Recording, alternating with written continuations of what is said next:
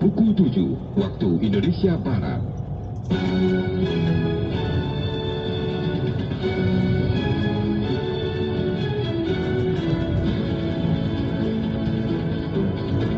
Selamat pagi pendengar, dari lantai 7 Medan Merdeka Barat Padat 5 Jakarta, inilah Radio Republik Indonesia dengan Warta Berita Pagi.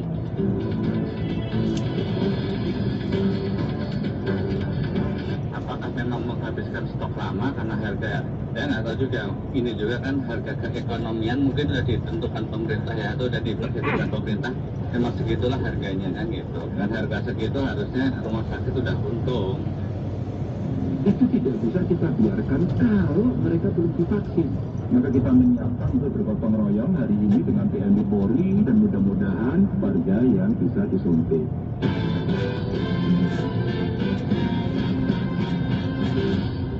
Saat berita pagi, harga swab PCR di Sumatera Utara masih ada yang berada di atas ketentuan pemerintah. Sementara itu, Koarmada 2 Surabaya mendukung percepatan vaksinasi bagi warga Jawa Tengah. Inilah warta berita selengkapnya hari Jumat 27 Agustus 2021 bersama saya, Rizky Rustarto.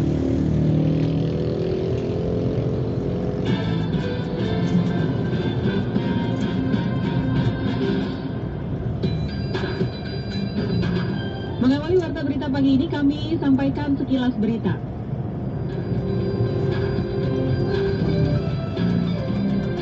Badan Meteorologi, Klimatologi, dan Geofisika atau BMKG memperkirakan sebagian besar wilayah Indonesia hari ini berpotensi diguyur hujan deras. Satuan Tugas Penanganan COVID-19 Nasional meminta masyarakat bersiap-siap untuk hidup berdampingan dengan COVID-19.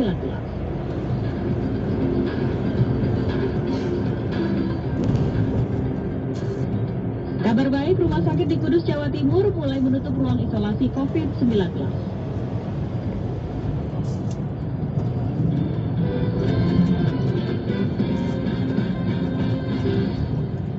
Komisi Pengawasan Persaingan Usaha atau KPPU Sumatera Utara masih menemukan adanya sejumlah rumah sakit yang penyedia layanan pemeriksaan swab PCR menentukan tarif di atas harga eceran tertinggi dari pemerintah. Informasi selengkapnya disampaikan oleh Joko Saputra.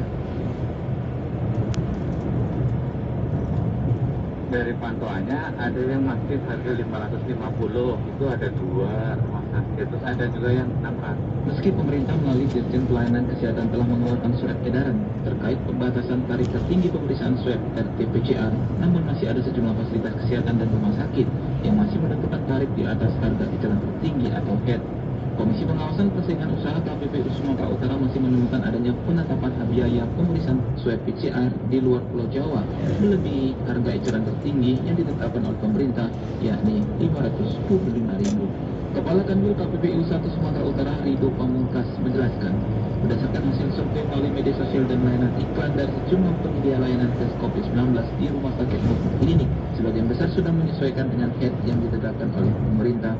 Namun masih ada ditemukan sejumlah rumah sakit dan fasilitas kesehatan yang menawarkan pilihan harga mulai dari harga Rp525.000 hingga melebihi batas HET Rp900.000. Dari pantauannya ada yang masih harga 550.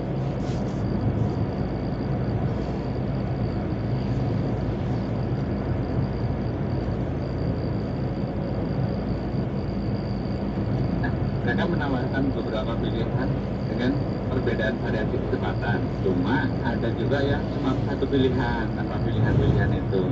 Dalam waktu dekat, pihak KPPU akan memanggil sejumlah perwakilan rumah sakit maupun klinik yang masih menetapkan harga pemeriksaan swab PCR di atas HET. Sebab dari harga yang telah disesuaikan oleh pemerintah, setiap penyedia layanan tes juga sudah menerima keuntungan dari tarif terbaru. Sebab dikatakan Rido untuk harga PCR senilai Rp525.000, hasilnya akan keluar maksimal 1 kali 24 jam. Kita belum tahu juga, makanya kita pengen pantau juga karena apakah memang menghabiskan stok lama karena harga modalnya misalnya dulu belinya masih tinggi, tiba-tiba dipotong pemerintah, jadi harus dibikinlah beberapa pilihan kan gitu, biar yang stok lamanya dihabiskan dulu misalnya. Saya nggak tahu juga, makanya kita mau panggil. Ini juga kan harga keekonomian mungkin sudah ditentukan pemerintah ya, itu sudah diperhitungkan pemerintah. emang segitulah harganya kan gitu. Kan harga segitu harusnya rumah sakit udah untung. Rido mengakui kepentingan bisnis dalam penyediaan layanan swab PCR untuk menjadi alasan sejumlah fasilitas kesehatan masih menetapkan tarif di atas harga eceran tertinggi. Apalagi tes ini bukan saja untuk kepentingan medis, namun menjadi syarat utama untuk perjalanan menggunakan pesawat udara. Hal ini pula yang membuat sejumlah perusahaan maskapai pesawat udara menetapkan promo untuk swab PCR bagi calon penumpang.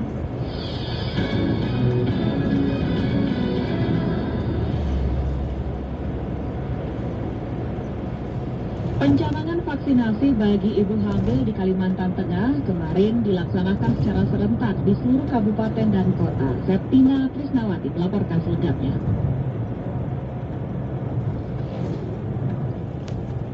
Ya tentu pemerintah tidak akan mengintervensi, tidak akan menganjurkannya kalau berbahaya kan. Ratusan ibu hamil mengikuti pemberian vaksinasi di kantor gubernur Kalimantan Tengah. Usai divaksin, ibu-ibu hamil mendapat bingkisan berupa sembako, vitamin, dan susu untuk anak dari panitia. Salah seorang peserta vaksinasi, wanita yang usia kehamilannya memasuki 19 minggu, mengatakan keinginan untuk divaksin merupakan ikhtiar untuk pencegahan dampak COVID-19.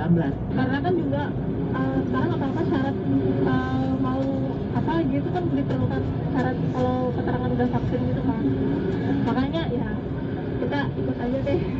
Kebetulan juga umur kehamilan udah cukup, ya udah ikut aja. Sementara Kepala Dinas Kesehatan Provinsi Kalimantan Tengah, Siti Samsul, mengatakan ibu hamil merupakan kelompok rentan yang menjadi salah satu fokus pemberian vaksinasi oleh pemerintah. Kepala Dinas Kesehatan Kalteng ini menyebut kondisi hamil termasuk komorbid, sehingga ketika terpapar COVID-19, pasien yang sedang hamil memiliki resiko fatal lebih besar. Kita mulai memvaksin ibu hamil.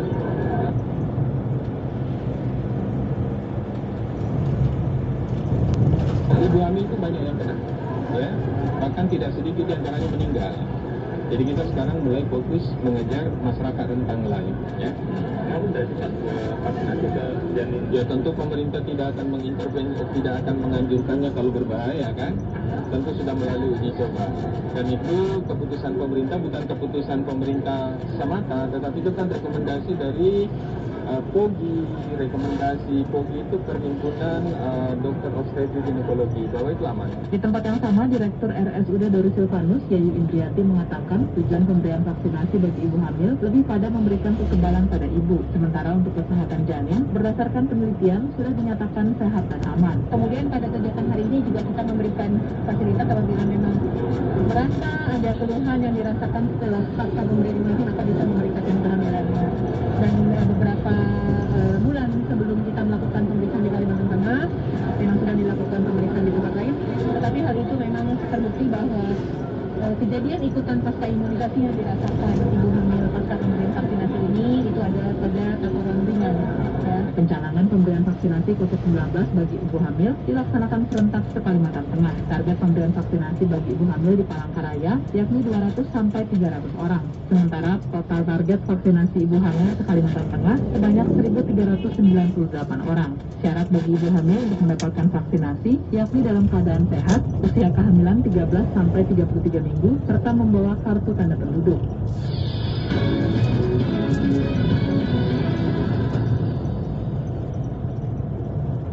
Selain di Kalimantan Tengah, ratusan ibu hamil di Madiun, Jawa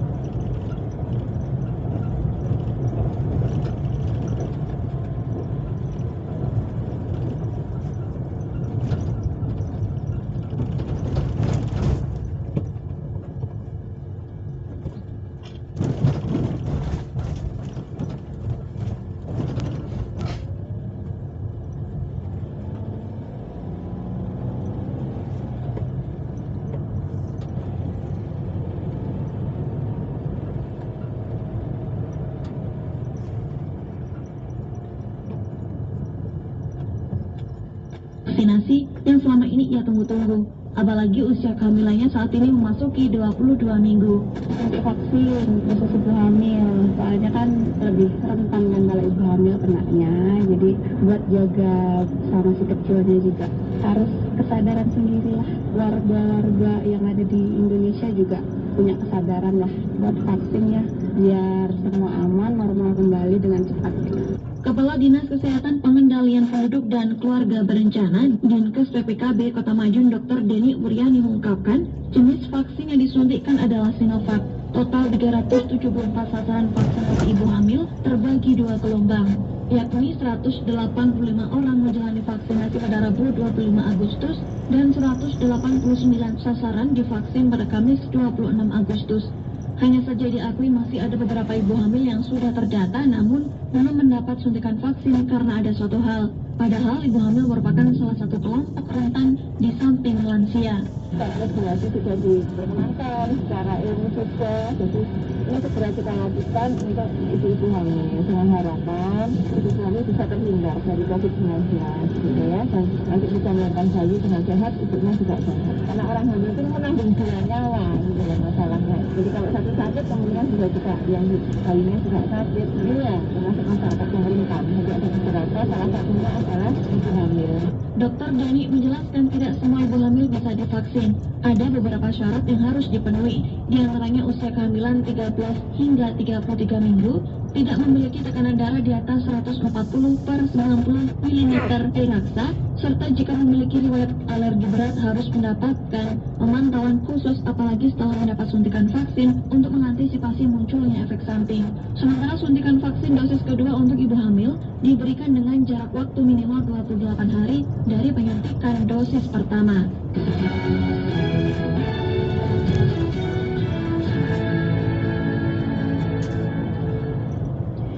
Proses percepatan vaksinasi bagi warga Jawa Tengah mendapatkan dukungan dari Koarmada 2 Surabaya. Serbuan vaksinasi ini merupakan wujud dan kontribusi dari TNI Angkatan Laut untuk membantu terbentuknya herd immunity di Jawa Tengah, khususnya di Kabupaten Tegal.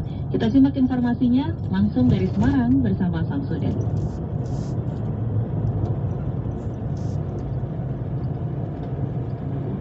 Kami sudah menyiapkan kurang lebih 30.000 dosis vaksin dan kami mengharapkan warga Kabupaten Tegal mendapat bantuan vaksinasi dari TNI Angkatan Laut lewat Koarmada 2 yang dikomandoi Pangkal Armada 2 Laskar TNI Dr. Iwan Isnurwanto. Kepada wartawan, Laksamana Moda Iwan Isnurwanto menjelaskan, meski bermarkas di Jawa Timur, pelaksanaan program vaksinasi ini dilakukan karena wilayah kerja Koarmada 2 meliputi beberapa daerah di Jawa Tengah, salah satunya Kabupaten Tegal.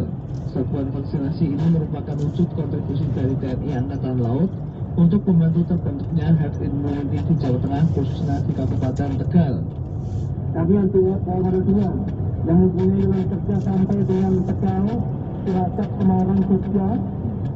Kami melakukan keseluruhan ada kurang lebih 360 yang terdiri dari kurang lebih 300-an dari pihak kesehatan Tegal, kemudian dari Angkatan Laut, itu dari mana Tegal, kemudian Semarang, Jogja, dan Tegal, Cilacap, dan juga dari Cirebon. Sekaligus kami membawa personil dari Koarmada 2. Dari Koarmada 2 kami membawa kapal perang dan kami sandarkan di Semarang. Di sisi lain, Gubernur Jawa Tengah Ganjar Pranowo meninjau pelaksanaan vaksin di Kabupaten Tegal. Oleh Koarmada 2 merasa sangat senang. Yang menyebut serbuan vaksinasi ini merupakan berkah bagi Jawa Tengah, khususnya Kabupaten Tegal. Apalagi ia mengaku mendapat banyak protes baik dari siswa yang ingin segera bersekolah tatap muka hingga para seniman yang sudah rindu berpentas. Kapan kali boleh ngamen lagi, kira-kira begitu? Itu tidak bisa kita biarkan kalau mereka belum divaksin. Maka ajak semuanya, tapi sabar. Insya Allah mulai bulan Agustus sudah mulai ditambah, September nanti makin banyak, Oktober sampai November itu peaknya. Maka kita menyiapkan untuk bergotong royong hari ini dengan TNI Polri, dengan kabupaten, kota setiap saat mengkoordinasikan dan mudah-mudahan terjadi lebih banyak nanti warga yang bisa disuntik. Serbuan vaksinasi di Kabupaten Tegal dilakukan serentak di 4 titik, yakni di Pondok Pesantren Mahatun Tolaba, Lebak Siu, Rola Hamba, Indah Suradadi, Kalibakong, dan Bigor Trisanja. Pelaksanaan dilakukan selama 2 hari dengan dosis yang disiapkan sebanyak 30.000.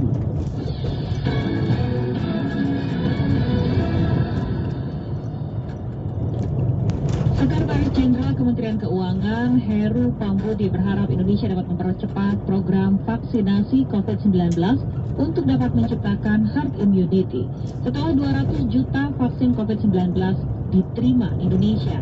Informasi selengkapnya akan disampaikan oleh Noviana Gebi.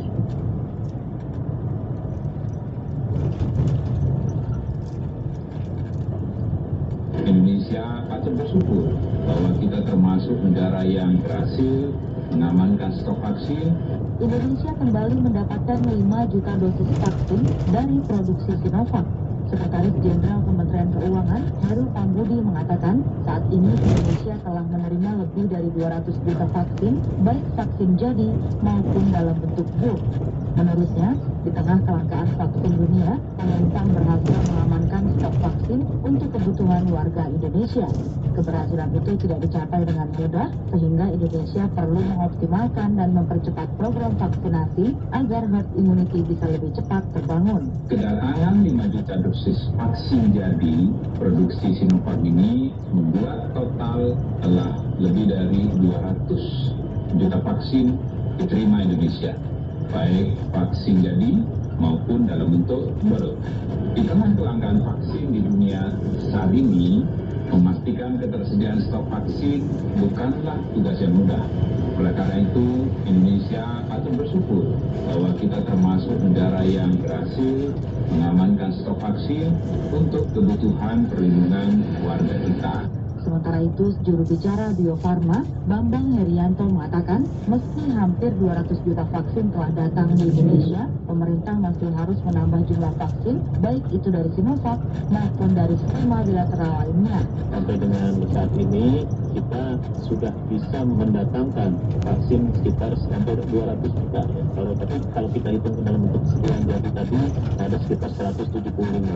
Tentu ini masih dari 400 juta ya, kita baru datangkan 175, ini masih perlu tambahan. Beberapa yang sudah kita coba jajaki aksesnya, tentunya kita berarti harus menambah lagi, baik itu dari Sinovac maupun dari skema bilateral lainnya. Sebagai informasi, dari sisi anggaran, Kementerian Keuangan telah mengalokasikan 57,75 triliun rupiah untuk vaksinasi. Hingga saat ini, sebanyak 31 juta warga Indonesia telah divaksinasi dengan 2 dosis vaksin anti-COVID-19. Sementara 57 juta orang Indonesia baru mendapatkan 1 dosis vaksin saja. Patuhilah protokol kesehatan dengan 3M, yakni memakai masker, mencuci tangan, dan menjaga jarak.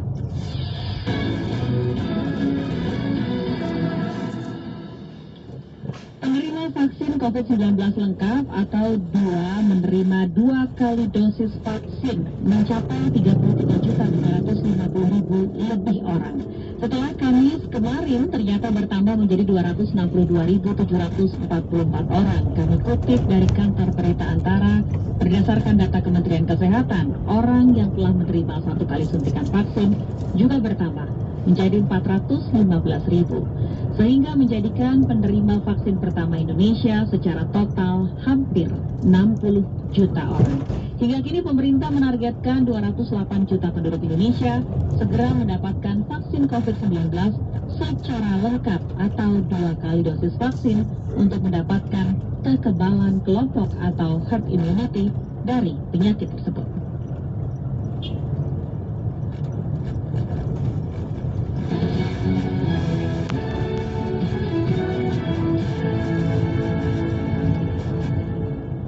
Pendengar, pagi hari ini kami juga akan mengajak Anda untuk mengetahui suasana di kawasan Gelora Bung Karno, Senayan, Jakarta yang ternyata masih terlihat sepi, tidak ada spanduk maupun bendera jelang pelaksanaan Liga 1 hari ini. Seperti apa informasinya? Segera kita jumpai rekan kami, Yorika Fitri Ika. Ya, selamat pagi Rizky. Pagi Ika, silahkan. Ya, saat ini saya berada di kawasan Gelora Bung Karno, Senayan, Jakarta, dan dapat kami informasikan menjelang digelarnya pertandingan sepak bola Liga 1 antara Bali United versus Persik Kediri pada pukul 19 malam hari ini. Situasi di kawasan GBK dari pantauan kami masih terlihat sepi, tidak ada aparat kepolisian maupun baliho ataupun bendera dan juga spanduk yang akan menunjukkan atau menyambut digelarnya Liga 1 pada malam hari ini. Dan dari pantauan kami hanya terlihat masyarakat saja yang melakukan aktivitas olahraga, dan mereka juga tidak diizinkan untuk melakukan olahraga di dalam ring road stadion utama karena saat ini ditutup, dan mereka hanya melakukan olahraga di sekitar atau di luar dari Stadion Gelora Bung Karno. Dan dari pantauan kami di dalam Stadion GBK sendiri, Rizky, memang para awak media belum diizinkan untuk melakukan pemantauan langsung di dalam stadion karena harus mendapatkan izin terlebih dahulu dari pihak keamanan. Dan dari pantauan kami juga belum terlihat adanya tim atau pihak kepolisian yang melakukan pemantauan dan pengamanan di sekitar GBK. Sementara untuk masyarakat yang akan melaksanakan aktivitas olahraga di kawasan GBK juga harus menerapkan protokol kesehatan dengan menggunakan masker, dan mereka harus menunjukkan surat vaksin atau mendownload di Peduli Lindungi. Dan kondisi cuaca pada pagi hari ini di kawasan Senayan cukup cerah benderang. Demikian dari Fitri melaporkan langsung dari GBK, kembali ke studio.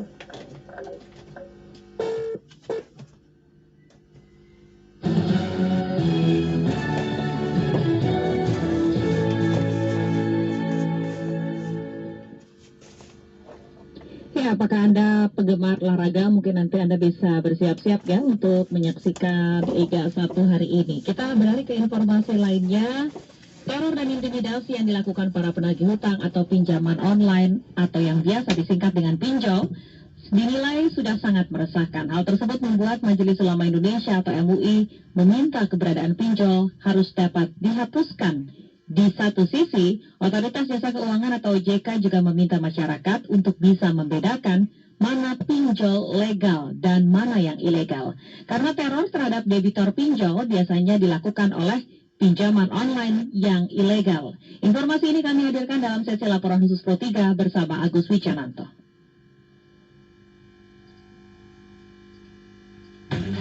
Laporan khusus.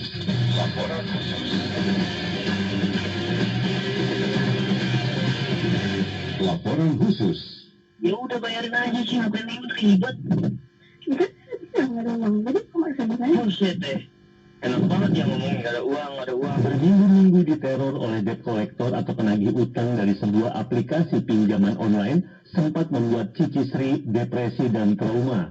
Caci maki dan kata kasar lewat telepon atau pesan singkat diterimanya setiap hari. Kau di sini hutang ya, kau uang itu pinjammu ya, kau lihat aja kau ya, kau bikin malu keluargamu. Jadi kau teror itu makin menjadi-jadi saat hutangnya yang hanya 1 juta rupiah dalam sebulan membengkak menjadi 12 juta karena bunga. Ibu rumah tangga ini bahkan sempat berniat bunuh diri karena tak tahan menanggung malu saat para penagih utang itu mengedit fotonya menjadi foto telanjang dan disebar ke seluruh kontak di ponselnya.